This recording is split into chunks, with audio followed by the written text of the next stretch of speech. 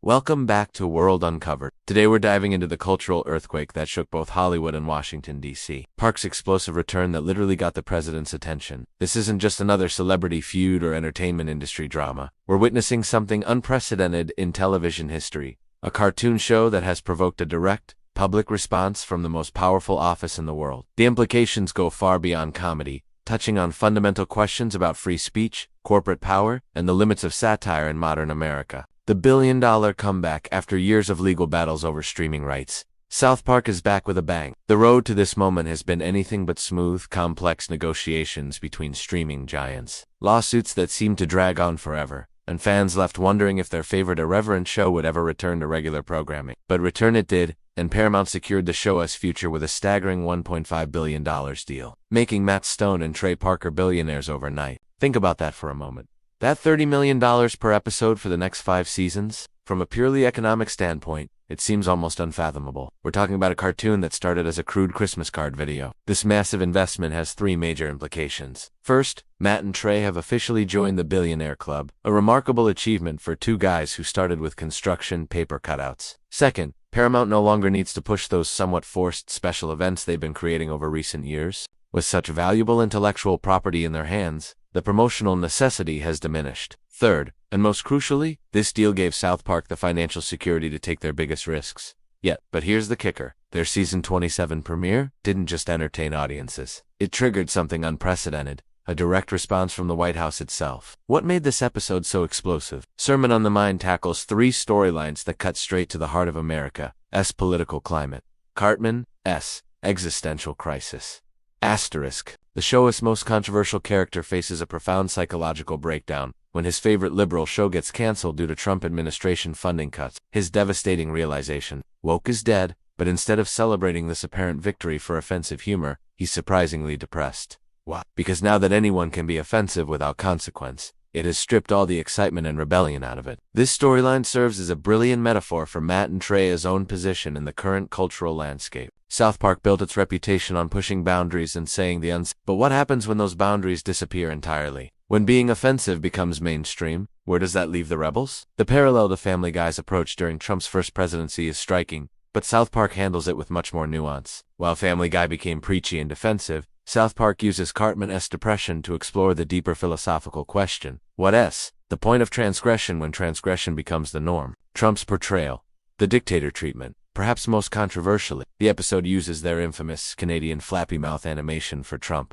a visual treatment previously reserved only for Saddam Hussein. The message couldn't be clearer. They're drawing direct parallels between Trump and fascist dictators. But unlike Saddam, who was trapped in hell, we see Trump parading around the White House, acting as if everything is fantastic while threatening to sue anyone who suggests otherwise. This isn't creative liberty, it's based on documented reality. Trump has a well-established history of attempting to sue Saturday Night Live for what he deemed biased coverage. More recently, just this month, Paramount was forced to pay Trump $16 million over a 60 Minutes interview with Kamala Harris, a moment explicitly referenced in the episode. The townspeople claim the president, who is a great man, a great guy, we know he's probably watching. The subtext is unmistakable. Everyone's walking on eggshells, afraid of legal retaliation. What makes this portrayal so effective is its profundity. Matt and Trey are making complex political statements here. They're remaking a simple observation. Trump is a thin-skinned bully who uses lawsuits as weapons against comedians. The meta-commentary masterisk, Jesus himself descends to deliver harsh truths to every party involved. His declaration, I didn't want to come back and be in the school, but I had to, because it was part of a lawsuit in the agreement with Paramount, serves as pure meta-commentary on the Paramount-Skydance merger consequences. With Paramount under new leadership, corporate decisions are being made that directly impact creative content. The recent cancellation of The Late Show with Stephen Colbert on CBS was officially attributed to financial pressures, but many suspect it was influenced by Trump administration pressure,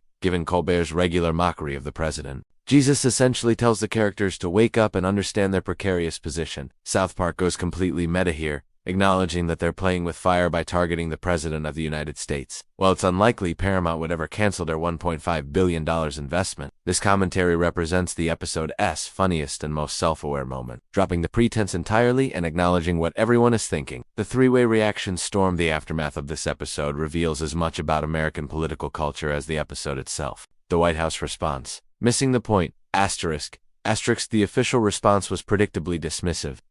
This seems particularly tone-deaf. Less than a week after the show signed a billion-dollar deal, they also proclaimed, just like the creators of South Park, the left has no authentic or original content, which is why their popularity continues to reach record lows. But the most telling part of their statement was this: the left's hypocrisy truly has no end. For years, they have come after South Park for what they labeled as offensive content, whatever that means. But suddenly, they are praising the show. This reveals a fundamental misunderstanding of both South Park's audience and the nature of political comedy. The fans who embraced the chaos. Asterisk supporters praised Matt and Trey for their fearless return, effectively placing a target on their heads for the foreseeable future. These fans see the episode as a bold declaration that South Park won't be intimidated by threats from any authority figure, regardless of their power level. The critics and former fans, longtime viewers, emerged from the woodwork, claiming the show hasn't been genuinely good for decades. They branded this latest episode as lazy, resorting to bottom-of-the-barrel jokes that had been exhausted years ago. Most damning,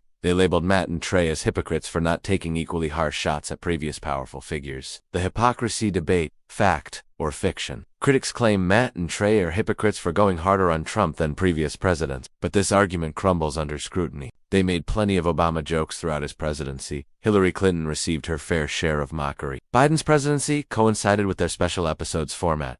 Most importantly, Trump actively threatens legal action against comedians, something that directly challenges South Park's core principle. The real reason behind the attack: this isn't about politics, it's about censorship. Since season 1, South Park has fought against censorship in all forms. From Comedy Central's restrictions to terrorist death threats over Muhammad depict, Matt and Trey have maintained one principle: it asked, either all okay or none of it is. Trump represents everything they oppose. Someone who tries to silence comedy through lawsuits? Remember Tom Cruise? When he threatened Paramount over his South Park episode, they made him the villain of a 2-part special. The funniest part isn't Trump's cartoon portrayal, it's his reaction to it. Compare this to Logan Paul and Lizzo, who embraced their South Park parodies and effectively killed the jokes by being good sports. When Prince Harry and Meghan complained about their Privacy Tour episode, they only proved its point. When Trump's administration responds with anger, they're doing exactly what South Park predicted. South Park's season 27 premiere succeeded not because of its jokes about Trump, but because of the reaction it provoked. In a world where being offensive has become mainstream, Matt and Trey found the perfect target: someone who still can't take a joke. After 27 seasons, South Park remains true to its core mission. If you try to sue someone for making fun of you, you're simply proving their point. The real question is whether South Park went too far. It is whether powerful people will ever learn that the best response to satire is simply laughing along.